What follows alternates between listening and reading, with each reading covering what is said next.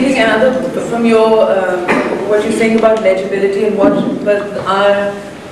the way we construct narratives and the ends, both ends of the narrative, and how complete it is. Abbas Kiarostami, again, another reference to him, said a very interesting thing when asked about his preferences in film, and he said, well, there are two kinds of films. There are ones in which you go to the cinema hall and you're sitting at the edge of your seat and it's an action-packed and it totally consumes you and grips your attention, and you walk up to the cinema hall. And you soon forget what you just saw. There are others which sort of are pretty slow and various things are happening and you do fall asleep in the middle of some of them.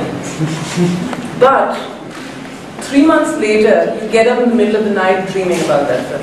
And I thought that was really beautiful about one's expectation of narrative. And my expectation also is to complete and close narratives rather than to hint at moments which one moment might appeal to me and to somebody else, another half a moment may appeal to somebody else, but everyone does take away different things. So sort of just sort of note to you what you were talking about. We're at the 1 hour 15-minute mark. So what I would suggest is, if there's anyone who hasn't spoken yet, who wants to make a burning point, let's do that. And if not, we'll maybe wrap up.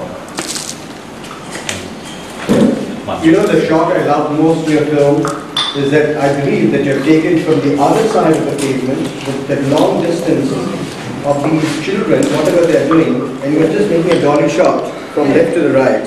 And I thought that was fantastic. And how did you do that? In the sense that it was so wonderful to see these children totally unconcerned about your presence or the presence of the camera, the moving camera. Well, actually, they were really bored, poor things. They've been hanging around for 1 hour. This one shot, he was coming from across the pavement on the other side, you know? Yeah. Beautiful. When they were actually at the end, they're actually exhausted. But that was, they've been at the shoot for an hour.